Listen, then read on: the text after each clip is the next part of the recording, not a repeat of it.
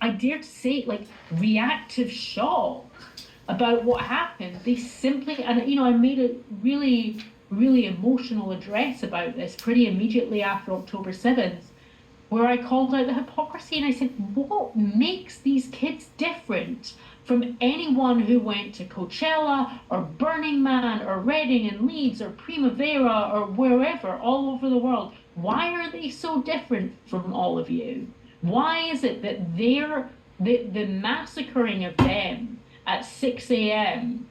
as the sun was coming up on after an all-night rave is not something that grips you, that you think in the same way as people thought after the Ariana Grande concert, after the Bataclan incident with Eagles of Death Metal in France, after the Las Vegas shootout incident.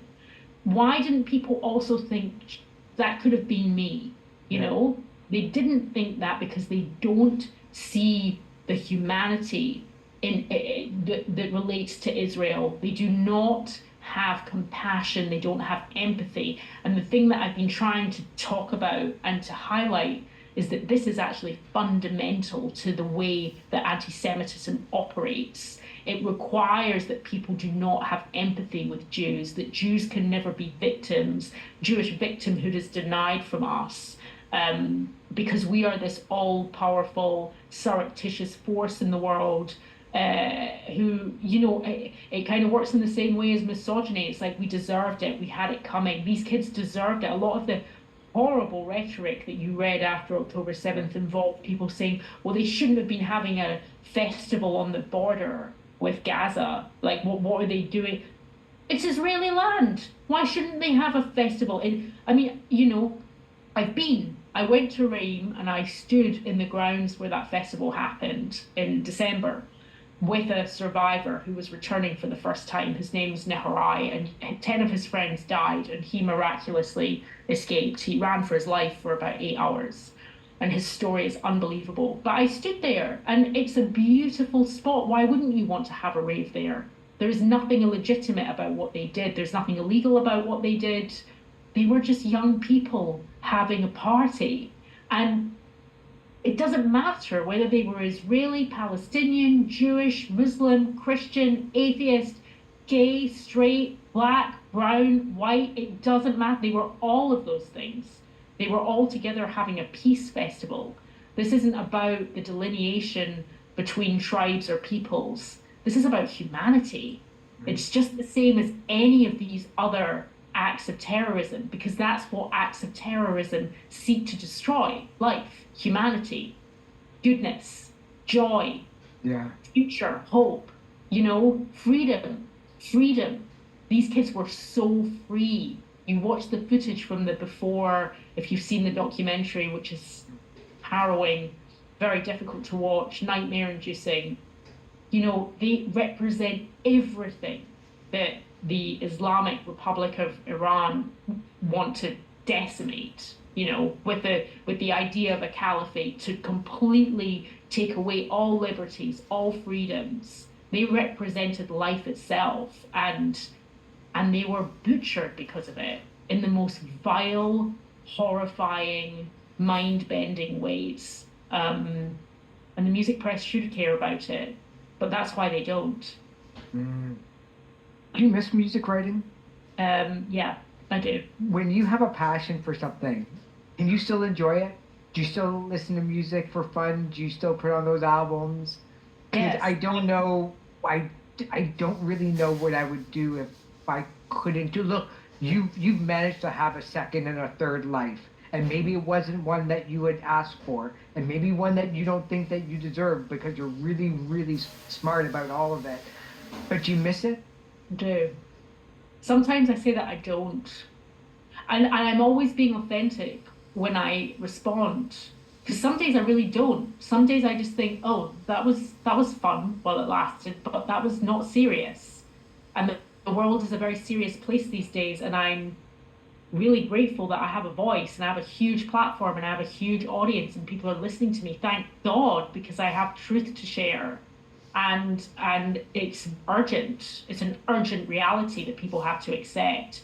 And thank I have the vernacular to the verbiage to share with people who need a weapon to protect themselves. There are two wars here. There's a war that the IDF is fighting, and there's a war of words out in the wider world.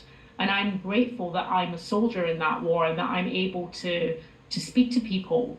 But by heck, yes, I do. I miss it. I miss my schedule of all of my gigs. I miss the like special email that comes in one day that says, "Do you want to interview so and so for this?" Oh, I'll throw out. I'll send you 8 press releases a day. I'll make you feel really good, and then you can feel really I good by don't miss turning the it down. 5,000 press releases a day. I don't miss that. But I do. I of course I miss it. You know, there are days when I think, oh, it was, it was fun while it lasted. It wasn't serious. I'm doing something serious now. And then today, yeah, today I was, as I said when we began this conversation, I am struggling integrating the version of myself I was before and who I am now, because they're two very different people.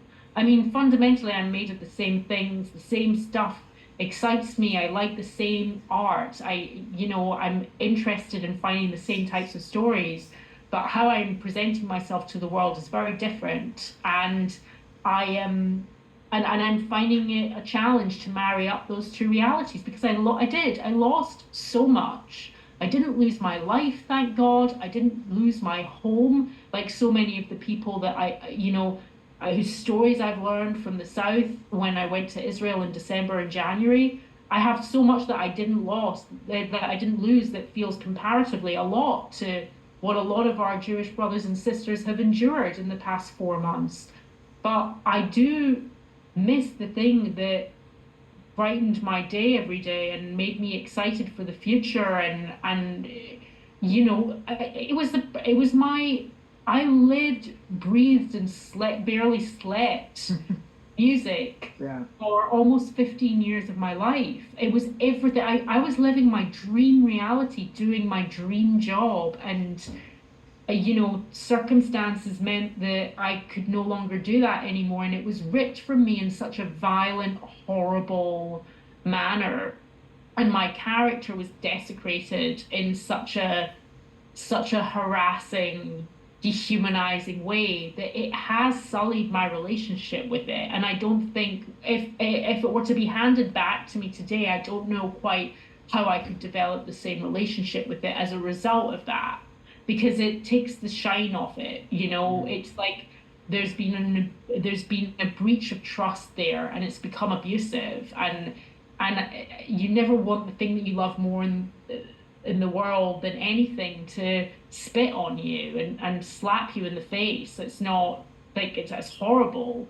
But it doesn't mean that I don't think critically about music anymore. It doesn't mean that I'm not still listening to new music.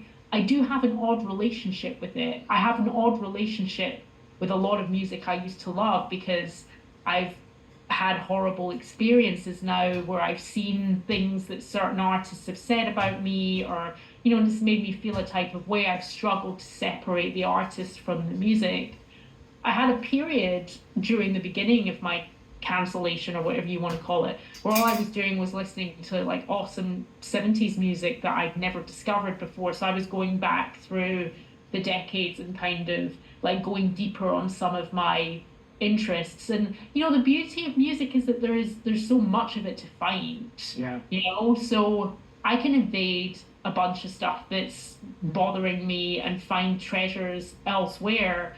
I will, however, remark that I don't want this to sound like I have a chip on my shoulder, because I don't. But I don't hear music that excites me at the moment. And I actually think that it's part of this disease that's eroding our society. I don't think good art can be made in a culture where people are afraid of being honest and afraid of really like sharing what's on their mind and on their hearts with the world, for fear of being told they've said the wrong thing, or they've been insensitive, or they haven't afforded enough to the safe space that we're all living in under our various hats of oppression. Yeah. You don't make great art in a hierarchy of oppression. You make great art from a place of freedom. And yes, there can be struggle, but the art breathes through the struggle. It doesn't weaponize the victimhood and come through the speakers as I am a victim first. It comes through as a total defiance of everything that, whether it's like some kind of like social disease, or it's a heartbreak, or it's the end of a journey, or it's grief, or whatever it is. The great art is made by people who are battling with that and coming out the other end of it. And I do. Yeah, I do. I think so many of these artists that I work with, they feel all of that, which makes really great music. But I think the ones that don't have this added pressure of social media, and they have Yeah. to create a dance, and they have to create videos, and they have to worry about data, and what are they doing on Spotify, and 15 different versions of the song. It's stuff that has nothing to do with the human condition, which is, I think, why the music industry and the music press has a gap. And that Yeah. gap is you. And that gap is also a lot of these artists who have these pressures that no artist had to deal with 20, 25 years ago. But No. it's not real. It's stuff that we've made up. Mhm. Like the idea of posting 5 times a day. Who cares? Post once a day, post once a week. But all that pressure is, it's like it's a computer pressure. It's not the human condition one. It's that, and it's also they're fighting fake battles. I'm sorry, but like there is no. They're all purporting to be part of a struggle about X, Y, and Z social justice cause. They're not battling. They're not risking anything in their own art. This is benefiting their art that they're saying these buzzwords and they're talking about these hot issues, these hot button issues. It's helping them sell their art. When you look at someone like it's such a disgrace and a spit on the name of the real pioneers and the true leaders and the Joan of Arcs of music, like the people like Sinead O'Connor, who actually risked her whole career taking a stance on certain issues, ripping up a picture of the Pope on Saturday Night Live, talking about abortion in Ireland, shaving her head and defying expectation of femininity in music, like telling the record label where to go early on, ripping up a record, making the music she wanted to make despite it all. Like that's a risk taker. That's someone who is, and by the and as you know, she paid a huge price for that. You know, and for the guile of these artists today to say that they're taking some kind of risk wearing a BLM badge or Why didn't they post no. something against or for? Yeah, Yeah, like yeah. or like chanting "Free Palestine" on a like freeway with a cardboard, like with a piece of cardboard saying "Free Palestine," and I'm getting arrested on this freeway, and yeah, sure, and then you're gonna post it on Instagram, and you're gonna gain however many thousands of followers, and your record label's gonna love it because you're touching all the hot button issues, and this sells, right. It's like the opposite. And there's no real advocacy or activism in music anymore. It's just it's the opposite of that. If you actually speak out and speak for the truth and talk about pull the mask off what's really happening, and dare I say it, go against the fascism of the social justice warriors, then you're taking a risk. That is the risk. That's where the risk is, and I don't see anyone doing that. And that I can't wait for someone to do that. That's what I want to see. I want someone to come out and say, all right, enough of this, like Yeah. enough, you know? God, I can talk to you for hours about this kind of stuff, and it's so unfair to you. Thank you. Okay. Thank you for doing all of this. Thank you for being you. Thank you for all the joy of writing and music that you have given me, and I can't tell you. I told a couple of people that we were doing this interview, and all of them wrote back, "Tell her thank you," and I was like, "Yeah, I will." So thanks, Eve. Thanks, Eric. You made my day. Thank you so much. Thanks so much, Eve. You can check out Eve Barlow's Substack at evebarlow.substack.com.